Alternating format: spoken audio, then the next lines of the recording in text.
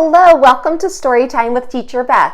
I'm Teacher Beth. Today we'll be reading one of my favorites, A Porcupine Named Fluffy, written by Helen Lester, illustrated by Lynn Munsinger.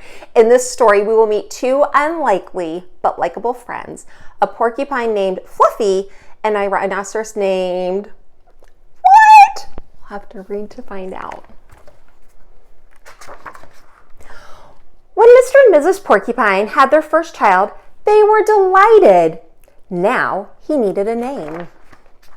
Should they call him Spike? No, Spike was too common. Should they call him Lance? No, Lance sounded too fierce. Should they call him Needleroozer? No, Needleroozer was too long. Prickles? Pokey? Quillian? Then together they had an idea.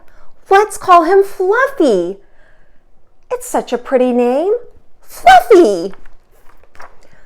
But soon there came a time when Fluffy began to doubt that he was Fluffy.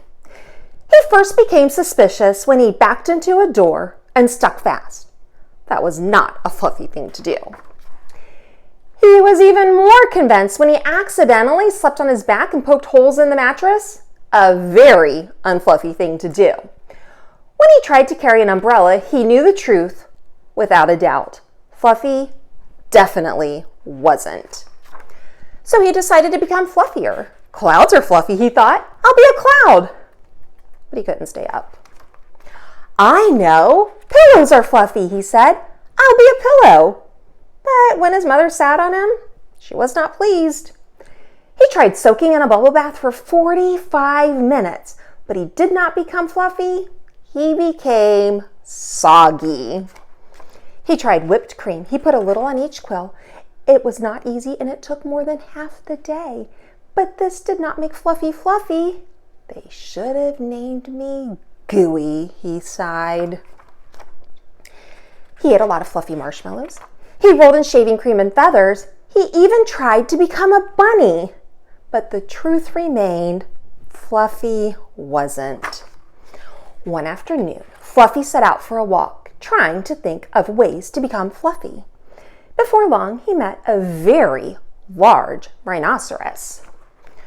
Grrr, said the rhinoceros. I am going to give you a rough time.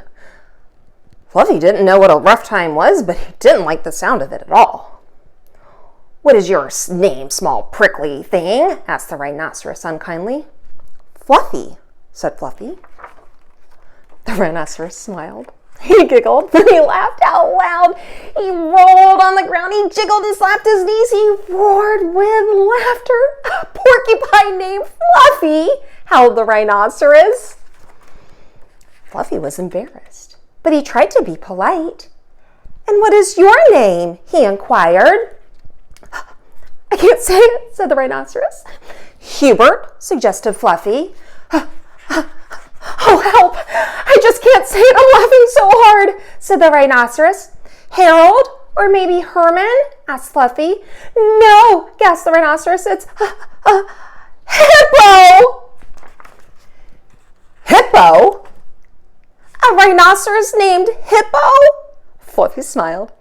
He giggled. He laughed out loud. He jiggled and slapped his knees. He howled with laughter. A rhinoceros named Hippo, Fluffy cried. A porcupine named Fluffy, a rhinoceros named Hippo. It was almost more than they could bear. Hippo and Fluffy rolled on the ground, giggling and laughing until tears came to their eyes.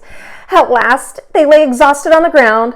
From that time on, they were the best of friends. And Fluffy didn't mind not being Fluffy anymore, even though he wasn't. All right, so that was A Porcupine Named Fluffy, written by Helen Lester, illustrated by Lynn Munsinger. Let's see, what would be a funny, ironic name for a giraffe? Put it in the comments below. Make sure you like it if you liked today's story. And then to find out what we're reading next week, go ahead and subscribe to my channel and ring that bell. I'll see you next time on Storytime with Teacher Beth. Bye.